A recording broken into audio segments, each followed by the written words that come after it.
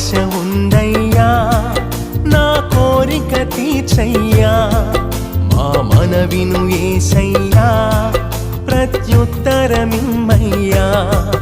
ఒక ఆశ ఉందయ్యా నా కోరిక తీర్చయ్యా